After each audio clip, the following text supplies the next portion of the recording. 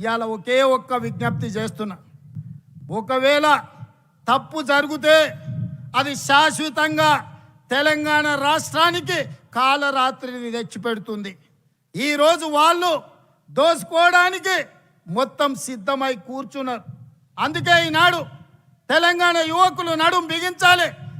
దళితులు, గిరిజనులు, ఆదివాసీలు, తండాలలో, గూడాలలో, మారుమూల పల్లెల్లో ఉండే ప్రజలారా ఆలోచన చేయండి.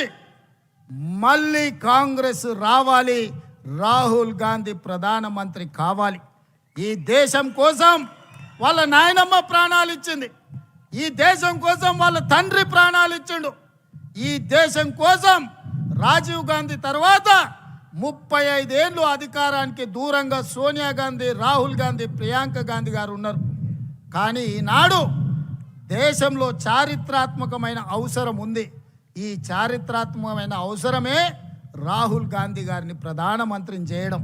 మరి రాహుల్ గాంధీ గారు ప్రధానమంత్రిని చేయాలంటే నేను ఒక సమిధనై రాహుల్ గాంధీని ప్రధానమంత్రిని చేయాల్సిన అవసరం లేదా? మీరు ఒక్కసారి ఆలోచన చేయండి. అందుకే మిత్రులారా, నాకు సహాయం అందించిన చిన్నవాడైనా, పెద్దవాడైనా, పేదవాడైనా, వెనుకబడిన ప్రాంతమైనా గుర్తు పెట్టుకొని వెనక్కి తిరిగి సహాయం అందించే ప్రకృతి నాకు ఒక అవకాశాన్ని ఇచ్చింది. మరి ఇవాళ ఇంత పెద్ద అవకాశం ఇచ్చిన రాహుల్ గాంధీ గారికి, సోనియా గాంధీ గారికి, దేశ ప్రజలకు రాహుల్ గాంధీ గారిని ప్రధానమంత్రిని చేసే సందర్భంలో తెలంగాణ ప్రజల అండగా ఉండాల్సిన అవసరం లేదా? ఆలోచన చేయండి.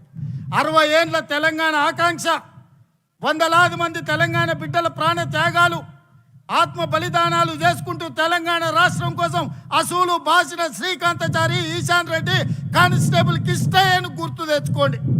ఈ సమస్యకు శాశ్వత పరిష్కారం చూపించిన సోనియా గాంధీ గారి కుటుంబానికి మనం కృతజ్ఞత తెలపాల్సిన అవసరం ఉన్నది.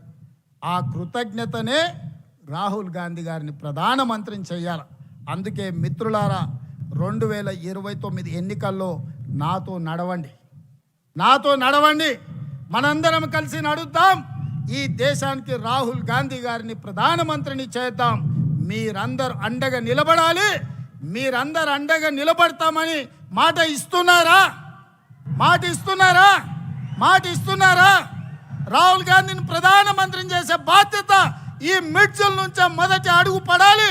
1000 అడుగులు 1000 కిలోమీటర్లు నడవాలన్నా ఒక్క అడుగుతోనే మొదలవుతుంది. రాహుల్ గాంధీ గారిని ప్రధానమంత్రిని చేసే మొదటి అడుగు మిడ్జిల్ మండలం నుంచే పడాలి. మీరందరూ సిద్ధమేనా?